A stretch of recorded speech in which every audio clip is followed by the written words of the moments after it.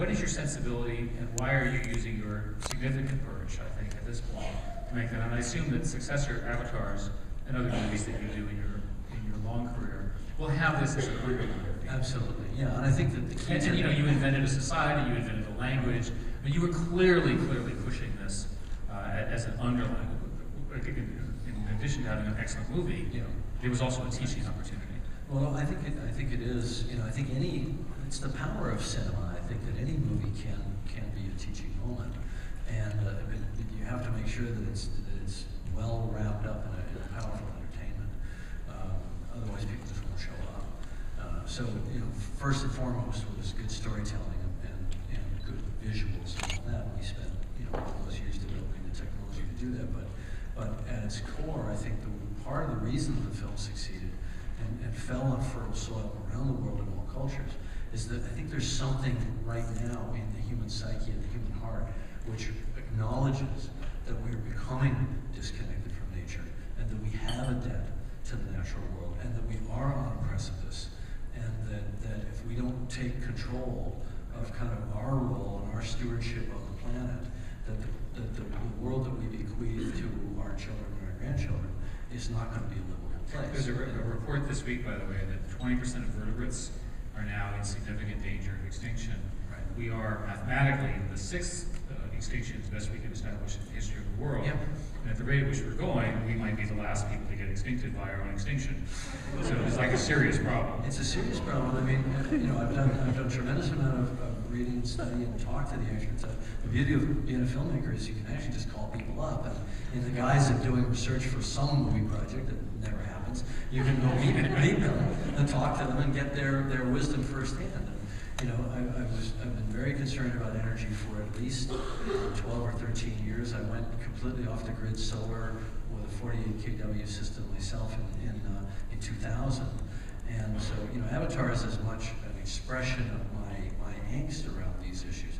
But you talk about mass extinction.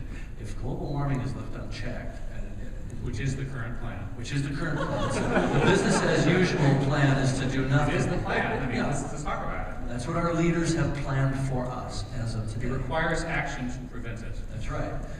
If that continues business as usual, as our leaders in Washington say is okay for us to do, we will have extincted 70% of the species on the planet by the end of the century. So to put that in perspective, this century. This century, exactly, 90 years from now, because of the temperature. When they talk about a temperature rise of 4 or 5 degrees on a global average, you know, what they don't mention is that it's less toward the equator and some 3 times multiple of that toward the Arctic.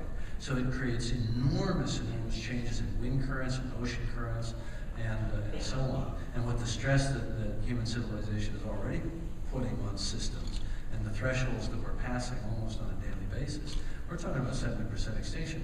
And to put that in perspective, that's as great as the Cretaceous Tertiary boundary event, the comet that took out the dinosaurs, which was around 70% of species. So we're the comet at this time. Instead of happening in a few seconds, it's happening over a period of a century. Given that you spent a lot of time campaigning with your significant voice, and I and others have as well, and we haven't made very much of a dent. There's a lot of awareness, but there's no action. Right. And awareness is not fixing the problem. Right. Do you have a suggestion for all of us as to what we need to do? Do you have a suggestion for what governments should be doing that should be doing differently?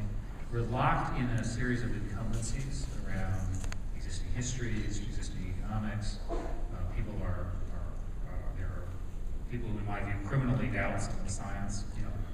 I agree, criminally. I agree with that. Well, look, it's a very tough problem. Our leaders, so-called leaders, are there to preserve their own power, primarily, and secondarily to maybe do some public good along the way if they can, but usually only for their own constituencies.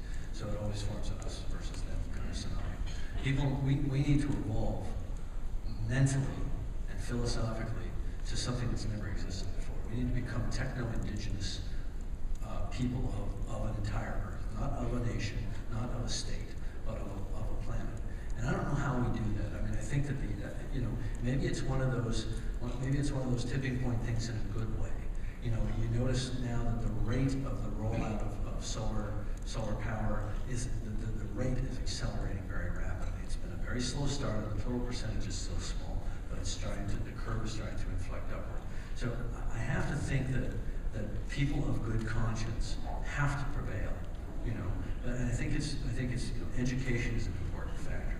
Challenging our leaders to be leaders is an important factor. Getting public buy-in. Right now they're in denial mode because of the economy, and that's natural. They've got to pay their mortgages and all that.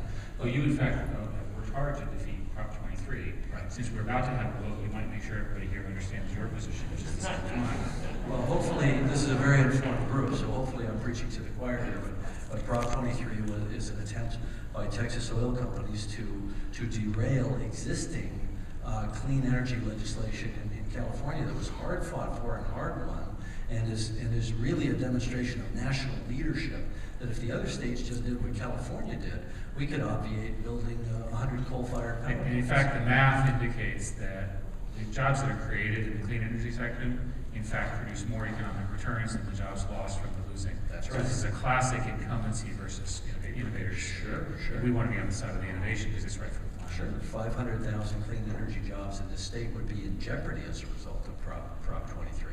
So the biggest polluters in the state can essentially go on with business as usual. Now, I know you're going to spend the next 4 years working on Avatar 2 and 3 and all of that.